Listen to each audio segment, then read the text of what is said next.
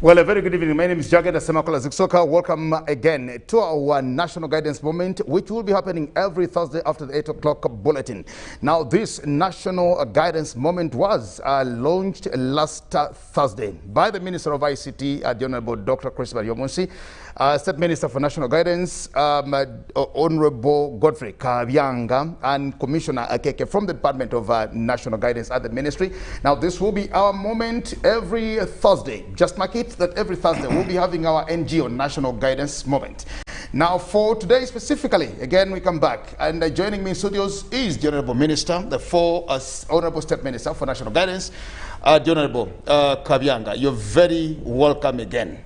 Thank you very much, Mr. Jagenda and the management of UCB for accepting us and allowing us to keep coming here every Thursday to talk about national guidance. Okay, yeah. Very important. We were here last Thursday, Honorable Minister, and just briefly, for those who didn't follow us here, national guidance, what is it again before we delve into the issues for today? Last Thursday we were unpacking national guidance, tell them what it is all about. It's all about patriotism, it's all about loving your country, it's all about nationalism. In Uganda, it's all about omoyo gwegwanga, to really love your country, to work for your country with one heart. Okay. And when you love your country, then all these problems, you will face them squarely. Okay. And if all the people can love this country, then even socio-economic transformation will be easy. Okay. Because whatever you do, you will do it with one heart. Thank you very much, Honorable Kabyanga, State Minister for National Guidance, for joining us and for being with us here. Now, when you talk about national guidance, we talk about quite a number of things in there. And we talk about patriotism, we talk about national symbols, we talk about values, we talk about national identity, we talk about things that are unique to us as a country, and why we think we should actually even die for these particular things. Now, specifically today, I want us to look at what we call national symbols. These are things that some of us studied while in primary school in something called civics. And here's what are national symbols to start with, because these are some of the things or the rhetorics that we keep hearing.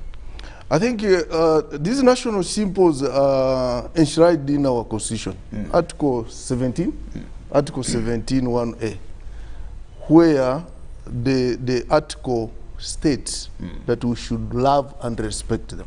As duty number one for a citizen. For a citizen of Uganda. Duty as for a citizen. Exactly.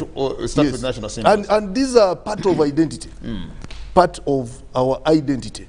I don't want to go into dictionary meanings of national symbols, but these are symbols that are part of our identity.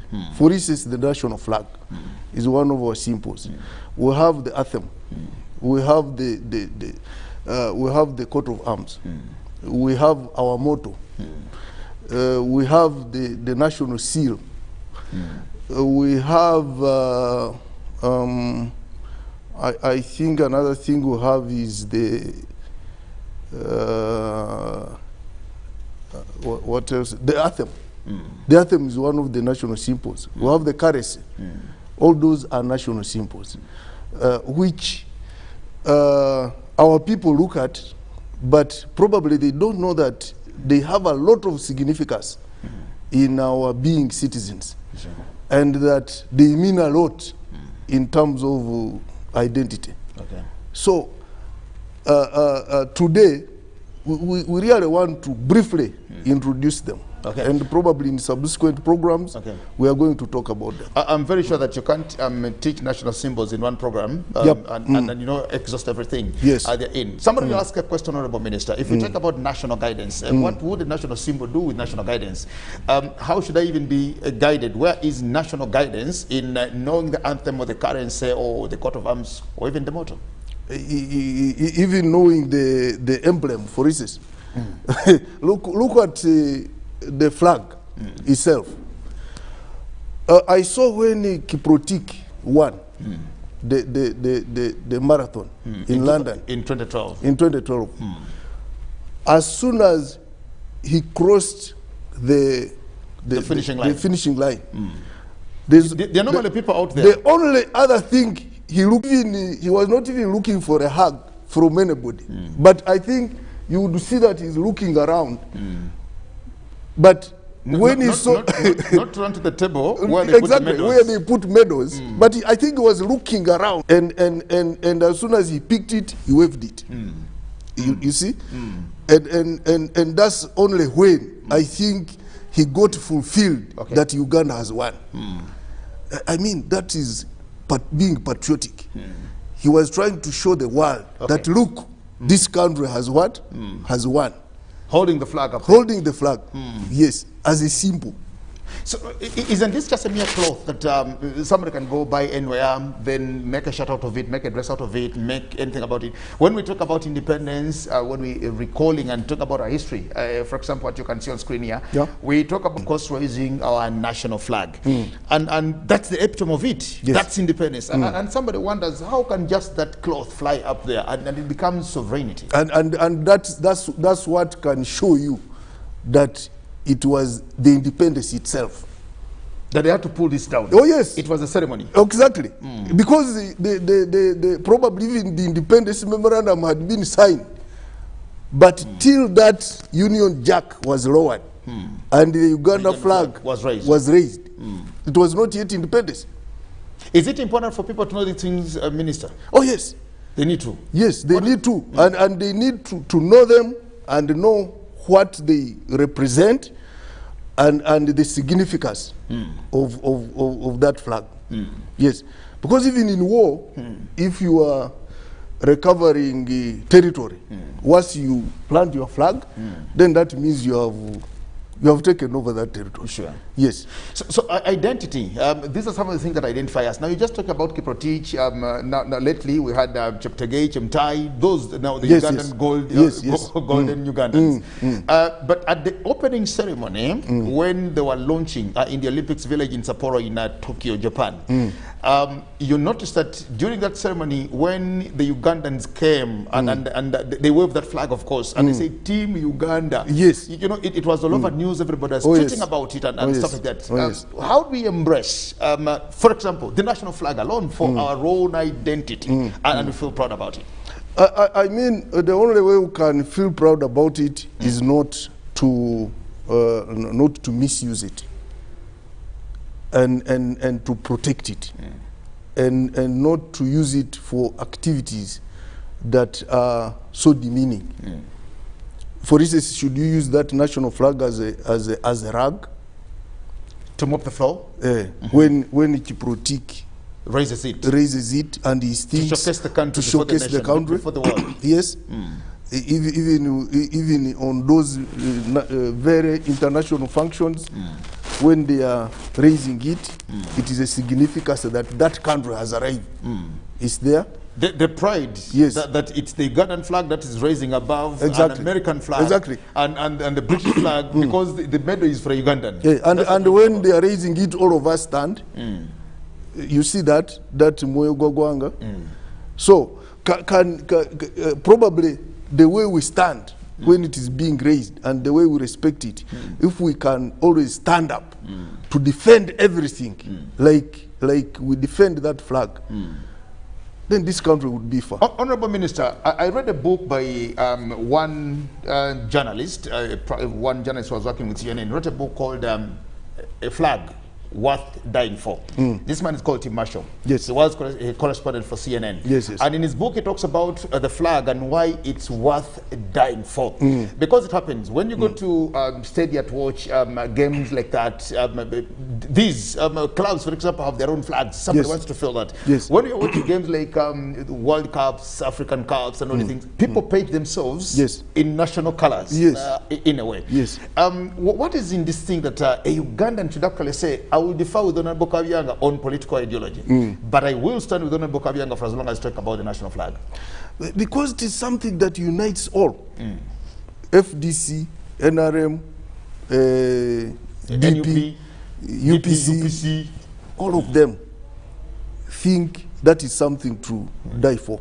Because it is a symbol, a national symbol, gazetted, and a national symbol which signifies something very, very important because it was raised on independence to show that now this country is what? Is independent. So it is something worth dying for because it is a piece of cloth, but it unites us all. When we see it flying, we just see Uganda. We just see Uganda. But even if you see the president,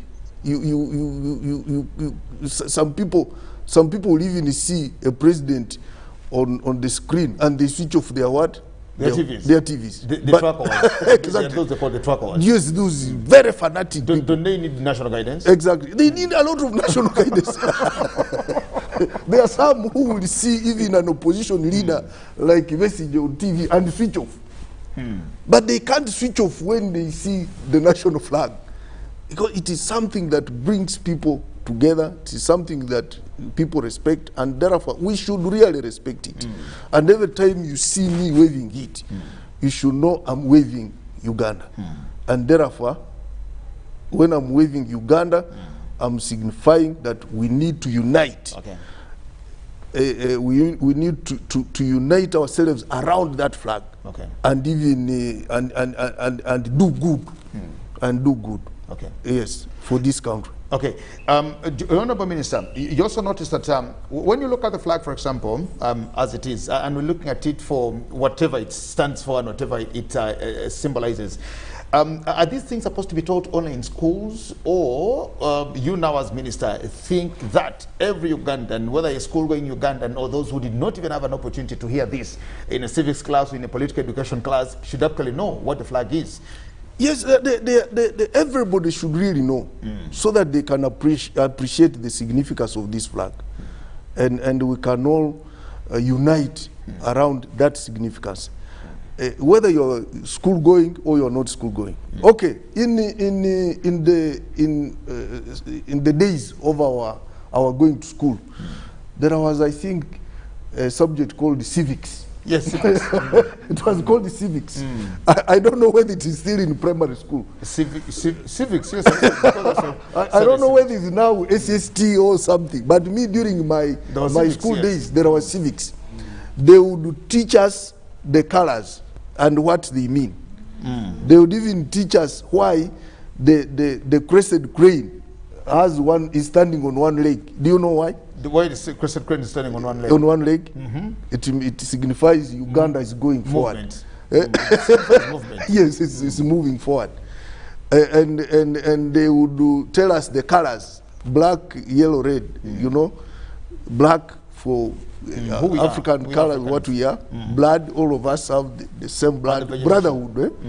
And then the yellow is we have the sunshine. You're getting me?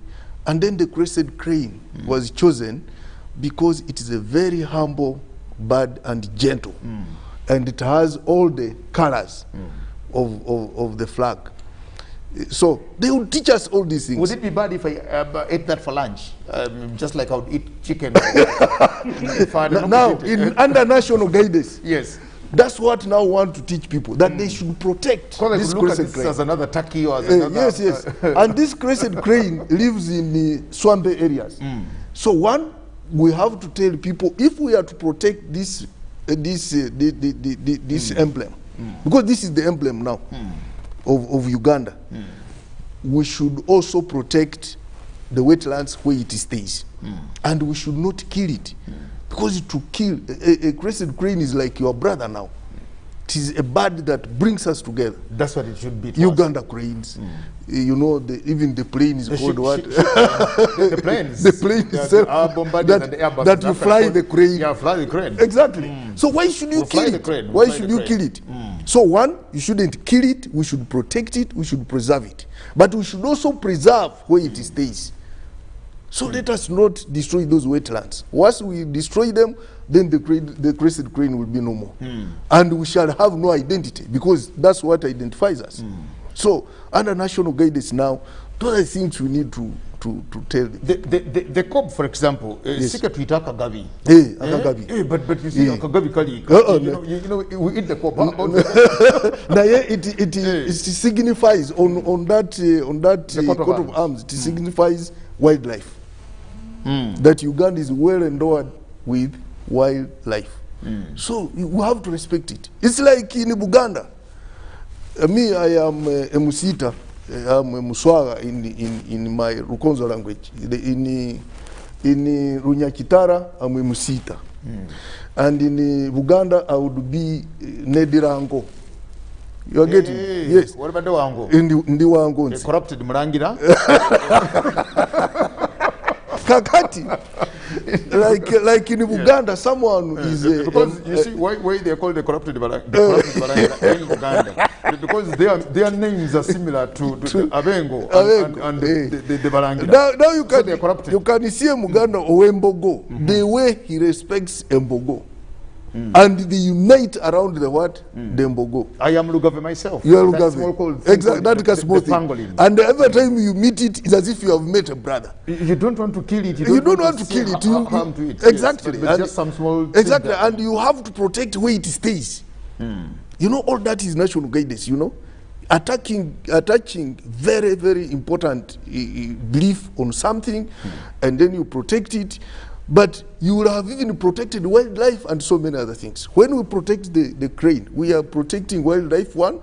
We are also protecting where it stays, which are wetlands.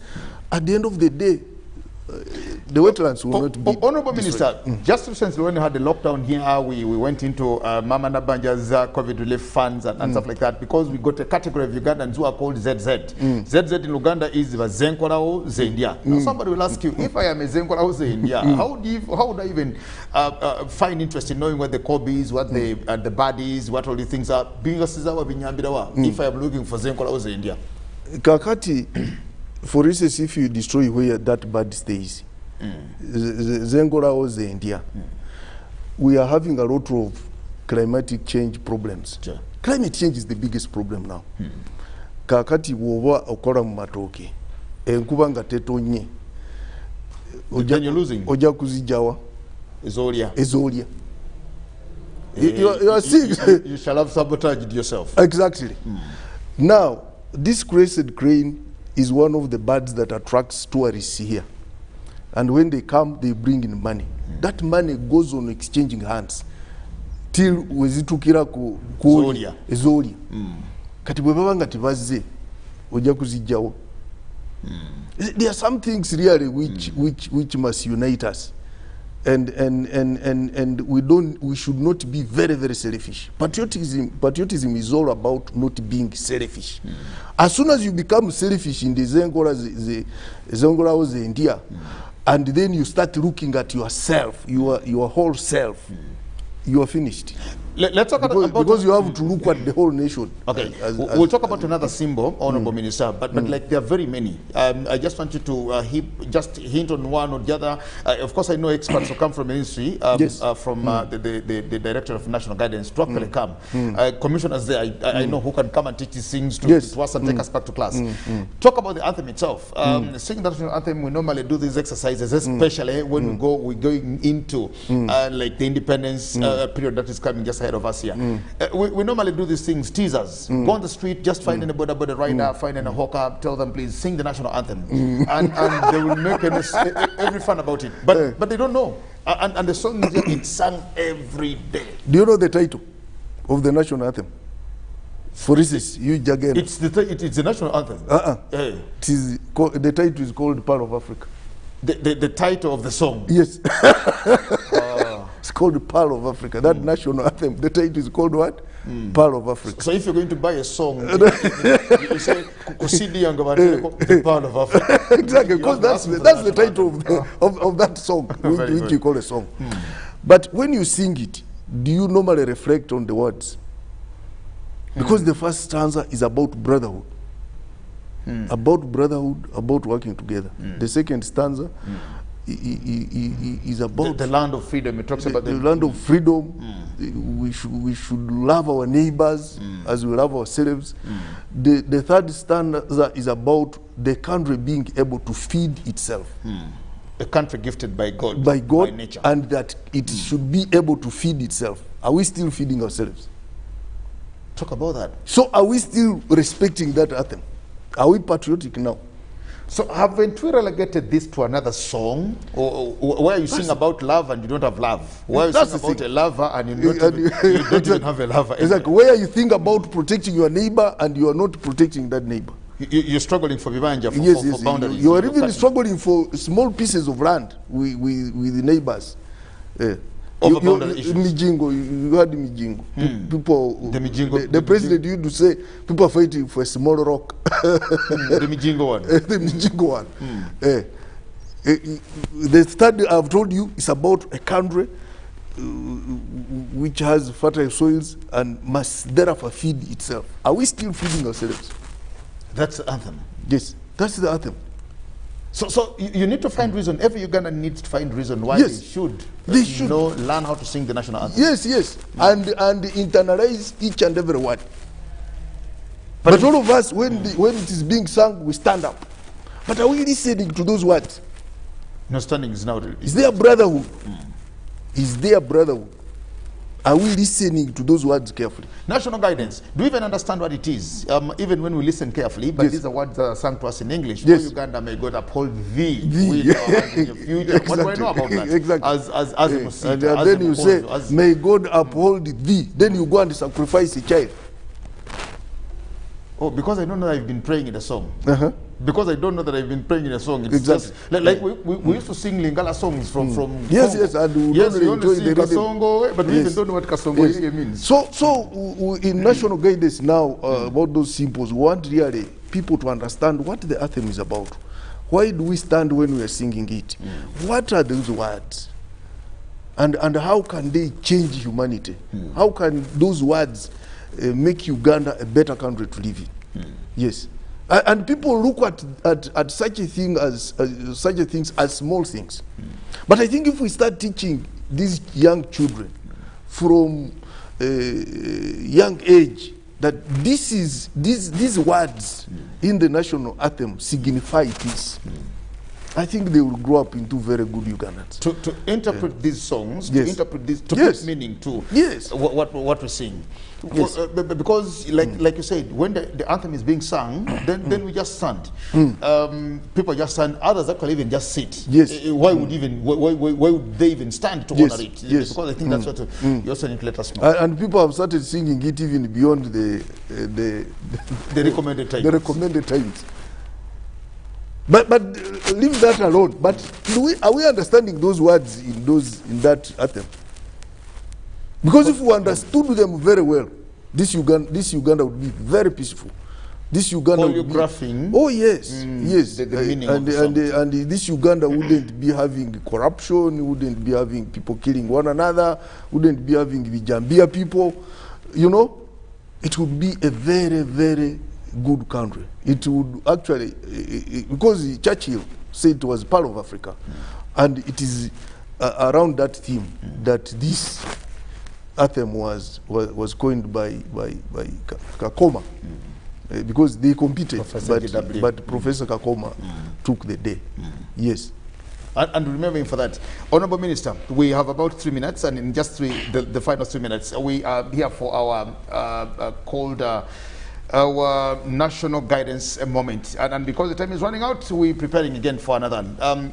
Before I submit up, I promise that next Thursday, we will still come back here. Now, I don't know whether it will be you or somebody from the Ministry of National Guidance to still come and get to the detail of these things. But finally, before we go out of studios, your guidance remark to this country, and just letting me know if this country is truly guided, if we guide it, where will we be?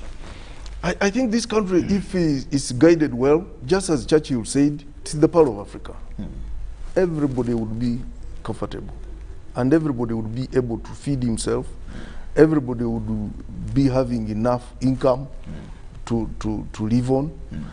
If we are guided properly and we follow that guidance, in the next probably 5 years, we will all be in the middle income status. If we are guided properly, this parish development model, the money which is going to be sung in by the president, it will transform this country if we are guided properly. But we are now telling you these national symbols, so that we can show you what the framers at independence were thinking about. Okay. They had a lot of hope. Okay. And that's why they came up with all those symbols.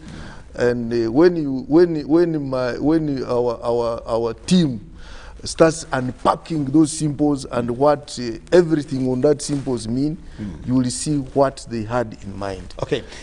Finally, Honorable Minister, COVID is still with us, and we can't live without talking about COVID. Your message to the people out there on COVID and how they should observe the SOPs as we get out of students. I think yesterday the president made it very clear. Sure.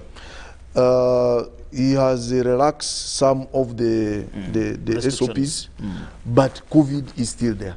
And if we want to all the SOPs to be relaxed completely, we should assure we follow the SOPs. And mainly, putting on masks all the time when you're in a crowded place, or you avoid the crowded places as much as possible. Sure.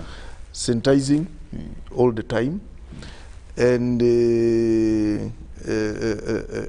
washing our hands, washing your hands from time to time. Social distance, keep social distance. All those are the simplest things to do.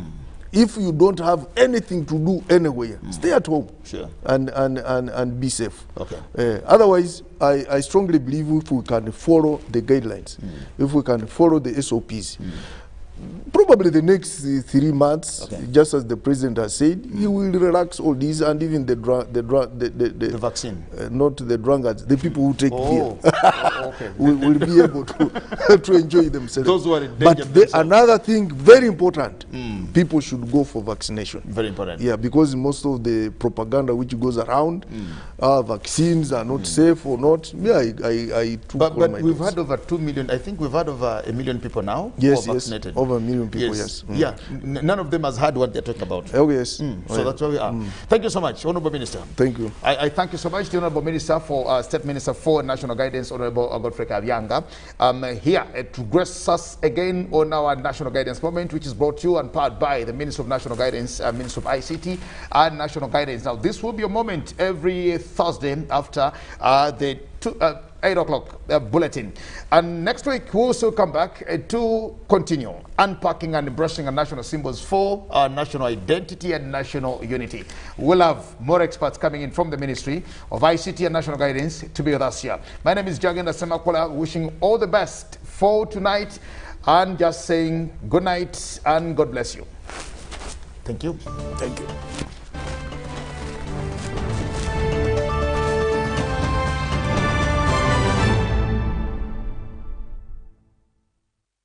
Echa COVID-19 chijja kugwa only if we stay at home, observe physical distancing, wear masks properly, sanitize or wash our hands with soap and water regularly, or get vaccinated now.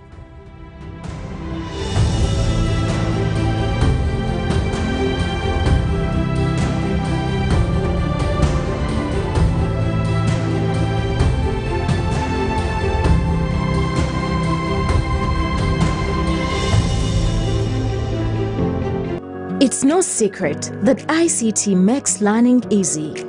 The strides made in our field could not be possible without it.